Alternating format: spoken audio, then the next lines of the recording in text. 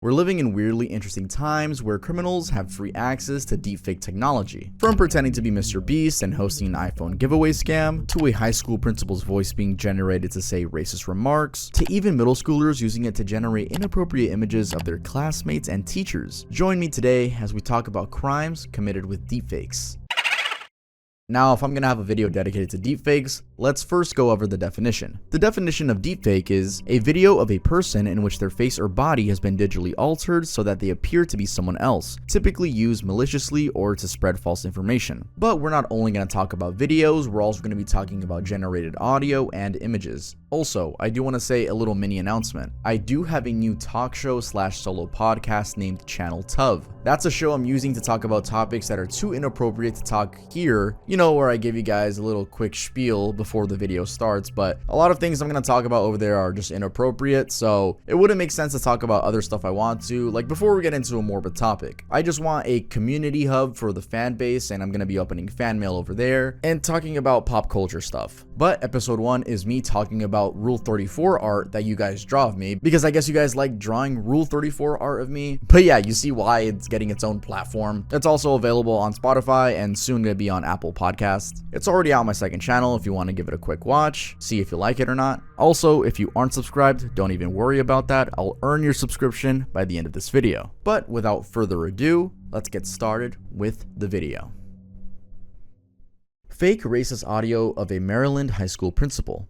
Another strange case where deepfake tech was used to commit a crime was the fake leaked recording of a high school principal in Maryland supposedly going on a racist rant. The audio, which was first leaked on Instagram before spreading elsewhere, has the voice of Pikesville High School principal Eric Eiswert complaining about the Jewish community, making anti-Semitic remarks, and also talking of, well, I'll just let you guys hear the audio. I'm the principal here, me and only me.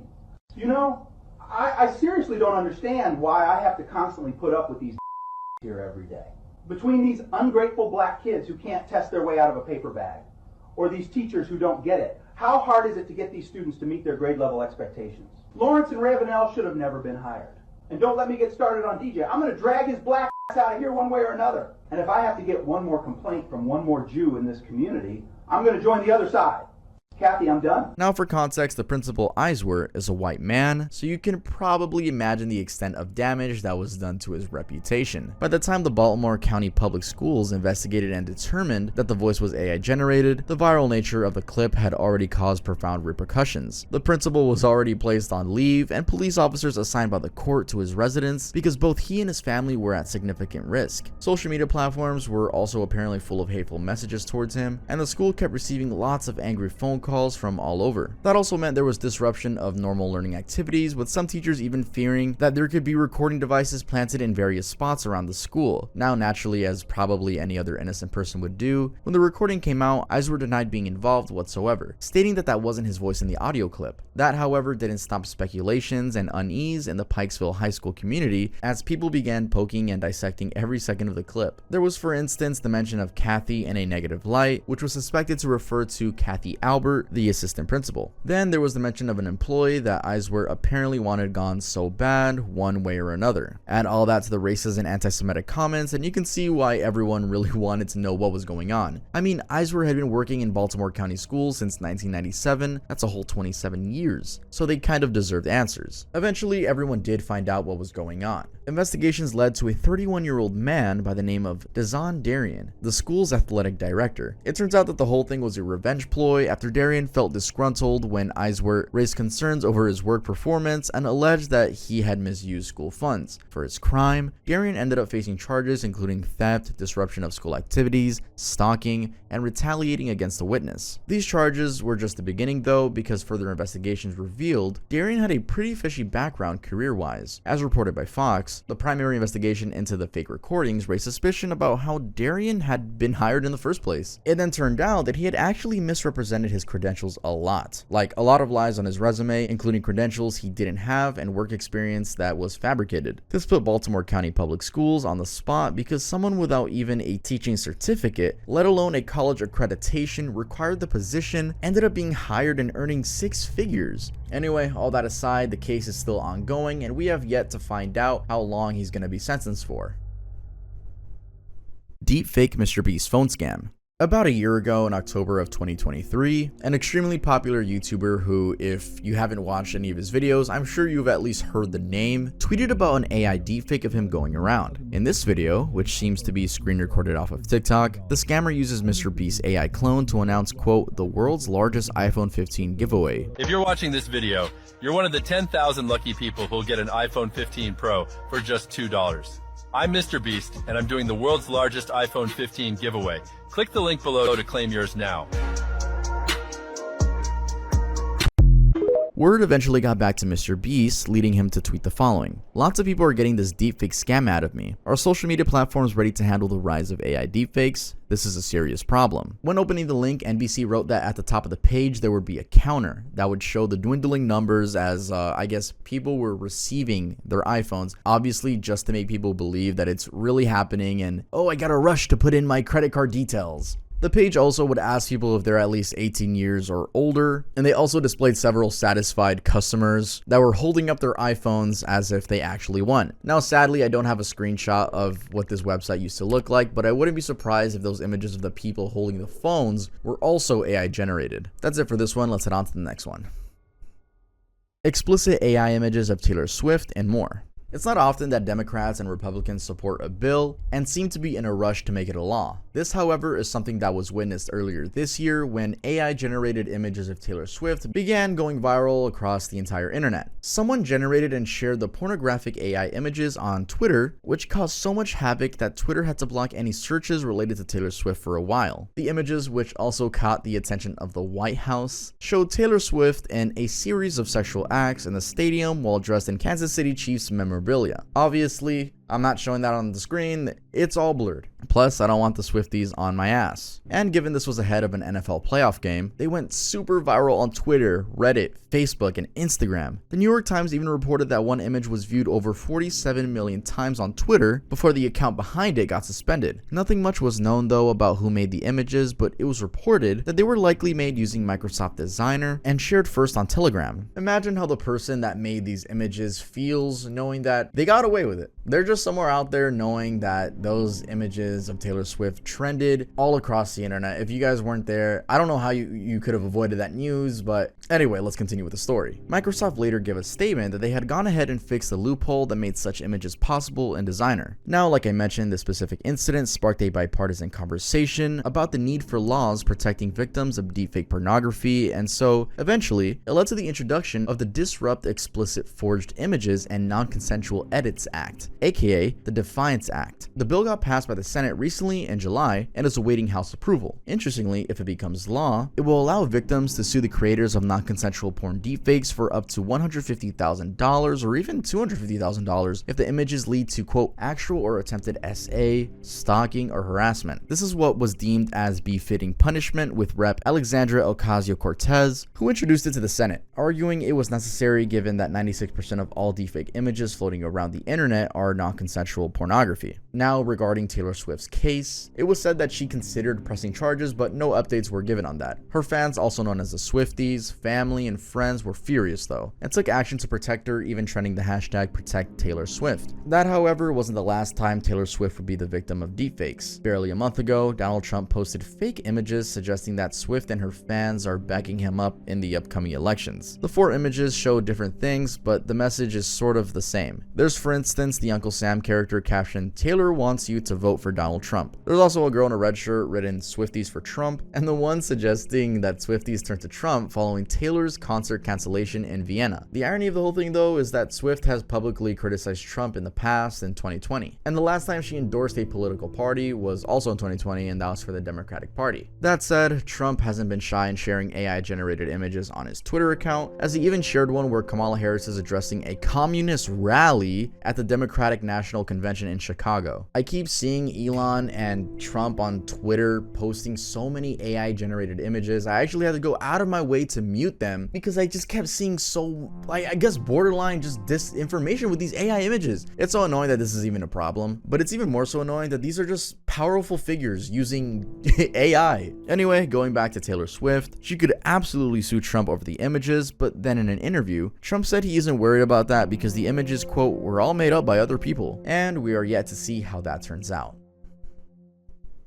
middle schoolers create explicit images of classmates. A really disturbing thing about non-consensual deepfake technology is that anyone could get access to them. Anyone. Your little 11-year-old cousin could get access to this technology. So is it really that surprising that middle school boys were using this to mess with their classmates and the teachers? That's what happened in this case where two teenagers from Florida, boys aged 13 and 14, used AI to create explicit images of other students, both male and female, aged between 12 and 13. This happened last year at Pinecrest Cove Academy in Miami, where the two boys ended up getting arrested in December of 2023. It actually worked well for the victims that Florida had already passed a law in 2022 that criminalized the sharing of any non-consensual, altered sexual depiction of a person. And the case was in fact Florida's and the US's first arrest and charging of individuals involved in sharing AI-generated nudes. Imagine holding that title. Not only were you 13 and 14 years old, but you guys were the first people to be charged with AI nudes. Now, the reason I'm saying it worked well for the victims is because elsewhere, such cases have not led to any arrests despite police reports being filed. This is also despite the cases being in the public domain. We're talking of cases like the Issaquah High School, Washington incident, where kids use nudify apps to undress other students and the staff. Another case where in Westfield High School in New Jersey, male students took photos from female students from their summer activities and turned them explicit. And there's even another case in Beverly Vista Middle School, California, where the same thing happened, undressing of female students using AI. Now, going back to the Florida incident, and honestly considering all the other incidents, the underlying consequence was, or has been, that female students ended up not feeling safe in their schools. A mother of one of the victims in Florida, for instance, emphasized how she not only felt violated as a parent, but that her daughter and others wouldn't feel comfortable walking in the same hallways with the boys who were responsible for such behavior. Anyway, initially the boys responsible were suspended for 10 days, but following more outrage, they actually got arrested. There aren't many details on the case because it involves minors, so not highly publicized, but it's safe to assume they face some sort of consequence. The charges they face fell under the third-degree felony, which has the maximum penalty of 5 years in prison and a $5,000 fine. The lawyer who represented the victims, Stephanie Myron, however, also insisted that fake nude images of minors carry the same weight as possession of CP. Now, while these cases of deepfake explicit images in US schools are sad, what has been going on in South Korea is far more disgusting. It turns out that the perpetrators over there went as far as creating Telegram channels for distributing these fake images organized by region and school. Yes, they categorized the victims by region and school, and not just 1, 2, 3, 4, 5 schools. Nope, an entire list of 477 schools nationwide, elementary, middle, and high schools. They're creating deepfake images of these kids and sorting them out by school, like if it's a game or something. But yeah, it's pretty disgusting stuff overall. Let's head on to the next case. Fake drugs by deepfake scientists.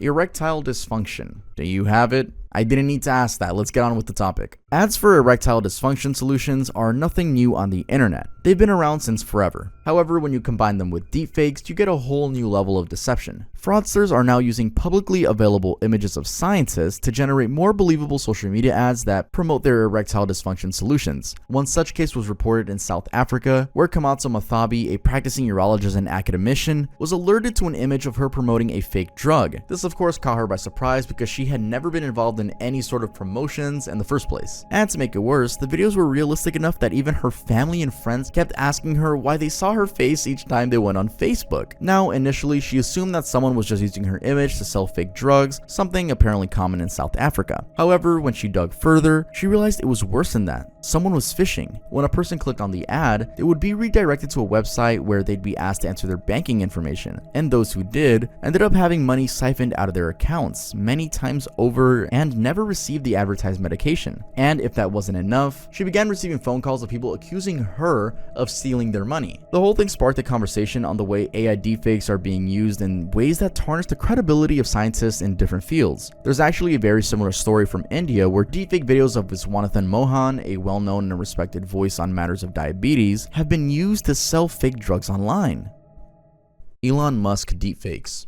Elon Musk has a lot going on already, but in an equal measure, there's this other side of him that's surrounded by sort of weird controversies. He recently made headlines, for example, because as of being trolled by his inventions, Grok AI to be specific, a deepfake video of him committing armed robbery went viral and made headlines globally. Of course, during the debate on the boundaries of generative AI models. The video, in the style of CCTV footage, has him wielding a gun in a store, holding an employee at gunpoint, then setting the store on fire using what looks like a flamethrower, before finally getting arrested and escorted away in handcuffs. Like I already mentioned, the video was kind of trolling Elon's Grok AI, an AI tool under his company xAI. This was because of his decision not to yield to quote woke censorship standards observed by the likes of OpenAI's ChatGPT. The Twitter account behind that video, the Door Brothers, called it having some fun. And in the entire 1-minute clip that they generated, they included other political figures like Kamala Harris, Donald Trump, Barack Obama, President Biden, and Putin. Now there's a whole debate about the boundaries of such AI videos, and as to the extent that it should be illegal to generate them. That's something lawmakers are still figuring out. What's for sure criminal is creating these deepfakes and using them in ways that leave a trail of real victims. There is, for instance, a case dating back to July 2023 where a South Korean woman lost $50,000 to a scammer that was impersonating Elon Musk on Instagram. Now,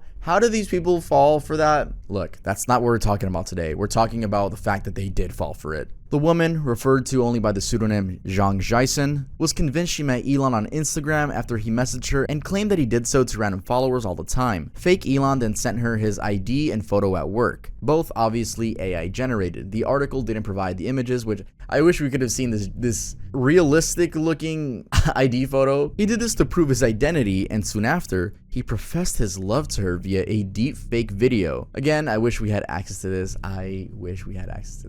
That's what got her to believe she was dealing with the real Elon Musk, and unfortunately, that trust led her to send the scammer $50,000. Fake Elon apparently told her to send the cash to a Korean bank account owned by one of his employees. As funny as it is, it's still a sad situation that this person was used, and $50,000 is a crazy amount of money. But the thing is, this isn't the only person that has been scammed by using Elon's likeness. There's another example from a few years back where a fishy trading company, Quantum AI, was tricking people into investing in AI-powered trading of stocks, forex, etc., using fake endorsements by Elon. They made a whole speech of him talking of his magical quantum computing software that could win stock trades at a rate of 91%. There was apparently even an ad for the same in Australia promising returns of $5,700 a day to Australians. The catch? Well, a minimum investment of $400. The ads also ran in the UK, with an investigation by the Bureau of Investigative Journalism uncovering about 321 such ads by Quantum AI running on social media with a combined 1.2 million views. They estimated the scammers spent between $19,000 and $41,000 on those ads alone. And of course, there were real victims too, as the investigation found that a woman lost her entire life savings. You know what? Again, we're not going to make fun of these people, we're just going to talk about them. While another person only lost a couple hundred. And probably even more crazy is that the scam might still be going, because as I researched this, the first search result from Googling Quantum AI Elon Musk is a website, Elon Musk Trading, that is branded as Quantum AI with arguably quite dodgy content. Biden's fake robocalls in New Hampshire. One of the major concerns when it comes to deepfakes is how will they impact the presidential election. I mean, as it stands, 45 of the 50 states have got some sort of legislation going on about the use of deepfakes in elections, with the hope that the use of AI-generated images, audio, or video will be prevented from misleading voters and swaying the outcomes. Now, these legislations are for a very good reason, because just earlier this year, there was a very bizarre case where a fake robocall was being used to discourage Democrats from New Hampshire from voting in the state's presidential primary elections. And just a little context here, usually what happens is that a party holds primaries, gets the preferred candidate supported by delegates, who then runs in the general elections against the other party's candidates. All that to mean voters who are participating in their party's primaries in any state is very important. What a bunch of malarkey. We know the value of voting Democratic when our votes count. It's important that you save your vote for the November election. We'll need your help in electing Democrats up and down the ticket. Voting this Tuesday only enables the Republicans in their quest to elect Donald Trump again. Your vote makes a difference in November, not this Tuesday. If you would like to be removed from future calls, please press 2 now. In New Hampshire, though, the Democratic National Committee and the state had a falling out this year over the calendar for the primaries, causing President Joe Biden's name to miss from the election material. So, to make sure voters weren't derailed and the party still got Biden in, Kathy Sullivan, the treasurer of a political committee, encouraged voters to write Biden's name directly on the election material. You can therefore probably see why a robocall purporting to be 1 from Biden, 2 suggesting to have been sent out by Sullivan, and 3 telling voters that it wasn't at all important to participate in the primaries would be a bizarre thing. The call recording actually went as far as to tell voters that their votes in the primary wouldn't make a difference and that they should just wait for the November elections. It even claimed that their participation only helped Republicans in their quest to get Trump back into the White House. That was so odd that Sullivan herself couldn't believe the extent of attempted voter suppression. Now, given the sensitivity of the matter, the New Hampshire Attorney General's office got involved, and soon enough they determined the audio was AI generated. It also came out in reports that the audio had been made via 11 Labs AI voice cloning software and that the account involved had gotten banned soon after. Then, close to a month later, the Federal Communications Commission ruled that AI robocalls were illegal, classifying them as artificial under a 1991 federal law against junk calls. This means the FCC could prosecute anyone caught imitating politicians, celebrities, or any other person really. And it also means states now get more room to make similar prosecutions at state level. Probably why, again, 45 of the 50 states currently have their anti-deepfake legislation going on. Now, going back to that fake Biden robocall, later investigations found out it was all the work by a man of the name Stephen Kramer, a 55-year-old political consultant who apparently specializes in get out the vote projects. Kramer admitted to making the recordings, but insisted his intentions were to simply highlight the dangers of AI in election manipulation. Sure thing, buddy, we all believe you on that one. The FCC would hear none of that though, and recommended he get fined $6 million, and Lingo Telecom, the firm that distributed the calls, be fined $2 million. In court, Kramer pled not guilty to the 26 charges he faced, 13 felony and 13 misdemeanor. He was released on a $10,000 bail. His case is still ongoing, but looks like he's unfazed by possible jail time. Part of his crime, voter suppression, carries a jail term of between 3.5 and 7 years. Slovakian election deepfakes. One of the major pieces of news that spread around in the month of August was the arrest of 39-year-old Pavel Durov, the founder and CEO of Telegram. It's alleged that this guy had been invited to Paris by a top government official, only for the government to turn around and arrest him. Why? Well, his social app Telegram has always maintained an encryption standard that prevents authorities from cracking down on any suspicious users and activities within the platform. The Western governments have particularly been unhappy with Telegram's opaque nature, and Durov himself has at one point claimed that US law enforcement agencies such as the FBI have tried to get a backdoor to the app, even allegedly trying to bribe its developers on their visits to the US. Anyway, having failed to cooperate with authorities, the next best thing for the authorities was to charge him as being complicit in crimes that happened within the app. That's why he's facing 12 charges, including one for complicity in selling CP. Now, the reason I'm bringing up Telegram here is because at the start of 2023, in Slovakia, Europe, Telegram became the breeding ground for 2 deepfake recordings that ended up actually disrupting their elections. According to a report by CNN, barely 2 days before the elections, the deepfake audios of Mikhail Semeka, one of the top candidates, spread around from Telegram to other social platforms, with his voice being heard talking about how he'd rigged the election and, equally damning to his image, about how he was planning to raise the price of beer. Also, the situation was probably worsened by the lack of a quick response from social media platforms in removing the deepfakes. Facebook was actually blamed for letting the copies sit for far too long. Interestingly, TikTok was praised for managing to take down all the copies of the recording. Anyway, with the slow action by some of the social media companies, the end results were that the candidate's voter bloc got swayed. It was unclear, however, how many exact voters jumped ship. What was certain though, according to information from Daniel Milo, an employee from Slovakia's Ministry of Interior's unit to counter disinformation, is that the 2 recordings were made with AI and had some of their first origins and posts from pro-Russian politicians. That fact actually gave the whole thing a new twist because it became a suspicion that there could have been some influence from Russia in the sabotage of Mikhail Semeka. And for context, Semeka was the pro-NATO candidate at the time, meaning his interests aligned with those of Western governments like the US and UK. His opponent though, who ended up winning, was more aligned with Moscow and had close ties to the Russian President Vladimir Putin. Arup's $25 million deepfake fraud. One of the most mind-bending deepfake crimes to happen earlier this year was actually in Hong Kong, where an employee of UK engineering group Arup's Hong Kong branch transferred $25 million to fraudsters believing his senior manager had instructed him to do so. Now, before I describe what happened, you should first know that Arup is a massive company. They've been around for more than 78 years and have about 34 offices globally with around 18,000 employees. They also earn annual revenues of about $2.64 billion. They're also well known for some of their iconic projects, including the Sydney Opera House and the Etihad Stadium in Manchester. So a big company that is arguably an easy target for fraudsters. And I'm saying that justified by the fact that we've seen firms like Facebook and Google get swindled out of millions by fraudsters via fake invoices. That's just because as big as these companies are, it still gets pretty difficult to track every single payment, which is why some scammers actually end up succeeding when they try scamming these huge corporations. Anyway, what happened in Arup is that in mid-January, an employee in the finance department in Hong Kong received a message from what appeared to be the firm's UK chief financial officer. The officer was apparently requesting for a confidential transaction to be carried out. The employee apparently had a moment of doubt, but that soon got cleared after they received an invitation to a group conference call that included the company's CFO, other staff, and some outsiders. Unknown to the employee, the people they were seeing on the conference call were not real. They were deepfakes. The fraudsters had used publicly available audio and video footage to digitally recreate the meeting's participants and then read from a script. In the meeting, they asked the employee to do a self-introduction, but somehow never engaged them much. Actually, the employee said the meeting turned out to just be orders being given before it ended abruptly. Now, as of doubling down on their strategy, they continued engaging the employee using instant messaging, emails, and video calls. This went on for an entire week before the employee finally directly contacted the UK headquarters to make an inquiry. Unfortunately, by the time they were doing so, they had already facilitated 15 transfers to various Hong Kong bank accounts totaling $25 million.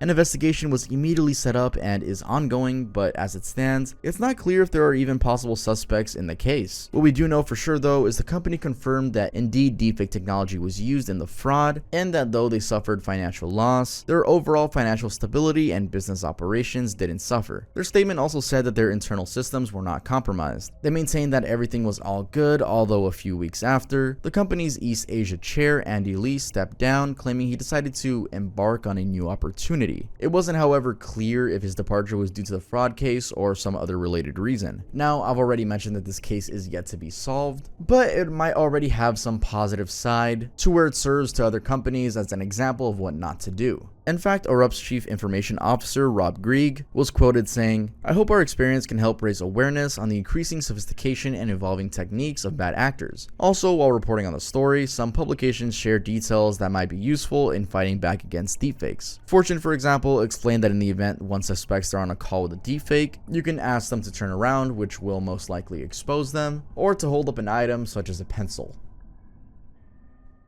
Voice clone of CEO. We've just gone over the case of Arup and how they lost $25 million to fraudsters. This next one is simply a close shave, but in a different company. So what happened is that still this year, Mark Reed, the CEO of WPP, a massive global marketing and communications firm, got cloned, and the deepfake almost led to a successful loss of money and personal details. Apparently, the fraudsters started by creating a WhatsApp account and used an image of Reed that they downloaded from the internet. They then used that account to set up a Microsoft Teams meeting where the fake Reed and another cloned senior executive met an agency leader. They asked the leader to set up a new business, with the end goal being to solicit money and personal details throughout the whole process. The meeting fell through, and it's unclear if the fraudsters were ever caught. Now, I'm gonna bundle this one up with an incident from 2021 involving Ozy, a media company, and Goldman Sachs, just because they fall under the corporate type of fraud. And what happened was actually really strange, because this time, it wasn't outsiders that were trying to get in, but rather one corporation attempting to take advantage of another. It was reported that Ozy, a media firm founded in 2013 by a man named Carlos Watson, had been just about to close a $40 million investment deal from Goldman Sachs, with one final meeting remaining before everything got sealed. Now, Ozy had sort of misrepresented itself as having a great relationship with YouTube, as it already had millions of views on the platform. And to support that notion, and also as part of the due diligence process, a meeting was set up between Goldman Sachs asset managers, the Ozy team, and a YouTube employee, Alex Piper, who was the head of the unscripted programming under YouTube Originals. professionals, a total of 4 people combined. This meeting began fine on Zoom, but Piper apparently said he was running late and had trouble connecting, so he made a suggestion that they do a conference call. They did that, and Piper went on to talk about how great Ozzy was and even praised Watson, the CEO, on his leadership. But then the Goldman Sachs side quickly got suspicious when Piper's voice began sounding artificial, like it had been digitally altered. Long story short, it turned out that wasn't Piper at all. And keep in mind, this was 2021. When Goldman Sachs reached out to YouTube, the real Piper said he had no idea about the meeting or even Ozzy's claims. Soon enough, the FBI got involved and it all went downhill from there. Watson, the Ozzy CEO, tried claiming that Samir had done so due to mental health issues, but it later became clear they were all in on it. In fact, in 2023, Watson himself got arrested and charged after a series of other fraudulent activities were revealed at Ozzy. One of those being that they faked a contract with Cable Network One for them to obtain a bank loan faster. The Securities Exchange Commission charged them with defrauding investors of about $50 million through such misrepresentations. Absolutely weird behavior. Face swap to obtain fraudulent bank loans. It's a known fact that US bank accounts have been fighting credit card fraud for years. In fact, in 2023 alone, a total of $246 million was lost to such frauds across the country. Now, bad as it is in the US, the methods of fraud would probably look outdated compared to what has been happening in Hong Kong lately. Between July and September 2022, for instance, it was revealed that a syndicate of 6 people, led by one mastermind, had been using stolen identity cards to open bank accounts and obtain loans. The 6, aged between 28 to 50, managed to open 54 bank accounts using 8 identities and made 90 loan applications to 20 banks. And although a majority of the applications were rejected, 4 of them went through and earned them about $25,650. Now the way they would do it is by using deepfakes to trick the facial recognition system and hence get the accounts and obtain loans. Also, besides the loan theft, they were also involved in phishing scams, having sent out over 7,200 messages from the 30 SIM cards they registered with the stolen identity cards. They did have a pretty awful success rate though, because the police only reported 1 successful phishing attempt where the victim handed over their credit card information and the fraudsters used it to make online purchases. Alright guys, that's it for this video. If you guys enjoyed the video, make sure to leave a like. If I earned your subscription, please subscribe. Click that subscribe button. If you want to watch more videos by me, they're up on the screen right now. That's it for this video. If you like my personality, make sure to check out channel Tuv. It's already out, and I'll see you guys next time I upload.